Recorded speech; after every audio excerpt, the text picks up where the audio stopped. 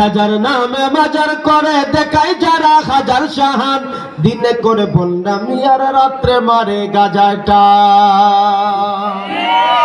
দাড়ি টুপি নাই কো তাহার আজ শুধু চুহুল, সুন্নতের কবর রাইছে আশিকে রাসূল। মাজারে সারা বেলা চলে শুধু গাজার মালা, ঈমান আমল ধ্বংস করছে থাকবে না তাদের ঈমান, দিনে করে ভণ্ডামি আর রাত্রে মারে গাজাটা।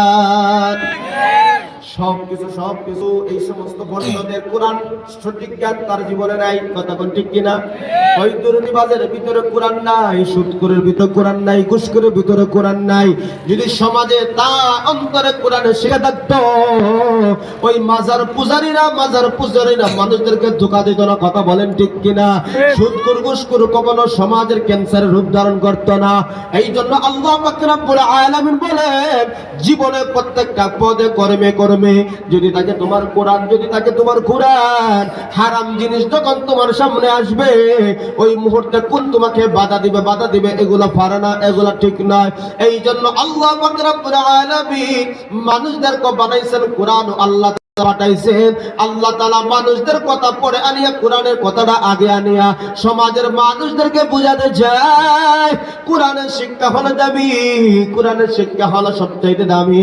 মানুষের মতন যদি মানুষ হতে হয় তুমি কোরআনের শিক্ষা গ্রহণ করতে হবে, কোরআনকে ধরতে হবে, কোরআন মাফিক জীবন যাপন পরিচালনা করতে হবে।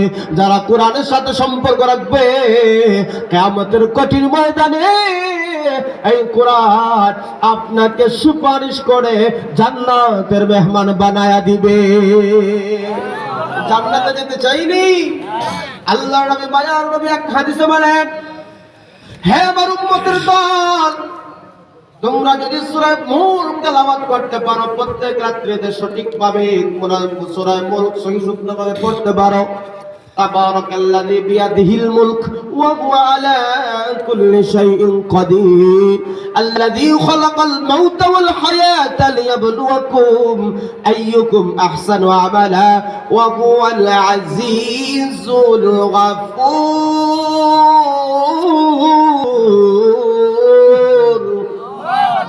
আল্লাহ পাক রব্বুল আলামিনের নবী মায়ার নবী বলেন, হে আমার উম্মত দল, তোমরা যদি প্রত্যেক রাত্রিতে সূরা মুলক এশার নামাজের পরে ঘুমানোর পূর্বে তোমরা যদি আমল করতে পারো, এই সূরার মুলক আল্লাহর সাথে তর্ক করে লড়াই করে তোমাকে জান্নাতে নিয়ে যাবে। সূরা মুলক আমরা সকলে পড়ি, আমরা জানি না, জানলে পড়তাম, না জানলে তো আমরা পড়তে পারতাম না। এই জন্য কোরআনের শিক্ষা সবচেয়ে দামি। আমরা মনে করি কোরআনের শিক্ষা গ্রহণ করতে মনে হয় খাইতে পারতো না, চলতে পারতো না। আলেম উলামা আলহামদুলিল্লাহ ভালো অবস্থানে আছে, ভালো অবস্থানে রয়েছে, কিন্তু সবকিছু দুনিয়াতে টাকার উপরে নির্ভর করা যায় না। কারণ আমরা মুসলমান, আমরা আশা করি মরণের পরে আরেকটা জগৎ আছে। কথা কোন ঠিক? আমরা আশা করি মরণের পরে আরেকটা জগৎ আছে, এই জগৎই শেষ নয়। এই জগৎ তো তাদের জন্য যারা বলে খাও দাও ফুর্তি করো, দুনিয়াটা মস্ত বড়, দুনিয়াতে মস্ত বড়, খাও দাও ফুর্তি করছো, কবরে যাও দেখবে না অশান্তির শেষ নাই, জাহান্নাম ছাড়া উপায় নাই। এই জন্য বন্ধু বুজুর্গ, আমাকে আপনাকে কোরআনের শিক্ষা গ্রহণ করতে হবে। তলাবুল ইলমি ফারিদাতুন আলা কুল্লি মুসলিম। আল্লাহ রাসূল সাল্লাল্লাহু আলাইহি সাল্লাম বলেন, প্রত্যেকটা নর এবং নারীর জন্য যতটুকু দ্বীনে ইলম শিক্ষা করলে সে চলতে পারবে, তার জন্য ততটুকু জ্ঞান অর্জন করা ফরজ। নামাজ যেরকম ফরজ, নামাজের মাসআলা মাসাইল আমাকে শিক্ষা করা, আপনাকে শিক্ষা করা ফরজ। রোজা যেমন ফরজ, রোজার মাসআলা মাসাইল, কি করলে রোজা ভঙ্গ হয়, কি কি কারণে রোজা মাকরুহ হয়, এই মাসআলা মাসাইল শিক্ষা করা আমার আপনার উপর ফরজ। হজ যাদের উপর ফরজ, হজ সকলের উপর ফরজ হয় না, নির্দিষ্ট মালের উপর হজ ফরজ হয়। হজ যাদের উপর ফরজ, ওই ব্যক্তি হজের মাসআলা মাসাইল শিক্ষা করা তার জন্য ফরজ। এই সমস্ত বিষয় থেকে বোঝা যায় আল্লাহ তাআলা আমাকে আপনাকে কোরআন দিয়েছেন। এই কোরআন শিক্ষা করা, কোরআন মাফিক জীবনযাপন পরিচালনা করা কর্মক্ষেত্রে কাজে অধিকাংশ সময় ফরজ হয়ে যায়। কথা বলেন ঠিক ঠিক? তো আমরা কিন্তু এই শিক্ষাটাকে অবহেলা করি, কি করি না?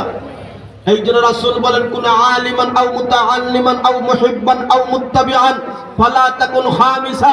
রাসূল বলেন তুমি পারলে আলেম হও, আলেম না হইলে তুমি একজন মুআল্লিম হও, মুআল্লিম হইতে পারছো না তুমি একজন মুহিব্বিন হও, মুহিব্বিন হইতে পারো নাই তুমি আলেমকে ভালোবাসো, ভালোবাসা অর্জন করতে পারো নাই কিন্তু পঞ্চম নম্বর হইও না, অর্থাৎ আলেম বিদ্বেষী হইও না, কোরআন বিদ্বেষী হইও না। কোরআন বিদ্বেষী হইলেই বিপদ আসেনি।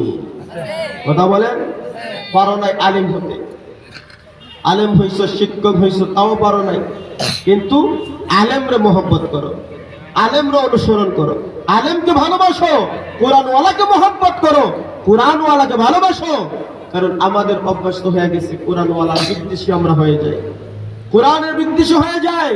খবরদার, রাসূল বলেন পঞ্চম নম্বর হয়ে না, বিপদ আছে, বিপদ আছে, বিপদ আছে। যদি বিপদ থেকে বাঁচতে চাও, কোরআন শিখতে পারো নাই, শিক্ষক হইতে পারো নাই, তুমি সরাসরি কোরআনওয়ালার সাথে সম্পর্ক রাখো, তাকে মহব্বত করো, যা দিয়ে পারো তাকে মহব্বত করো, কথায় কাজে আচার আচরণে মহব্বতটা দেখাও। তুমি ওযু করতে চান, একটা বালতি পানি দিয়ে, এক বদনা পানি দিয়েও মহব্বতে প্রকাশ করো।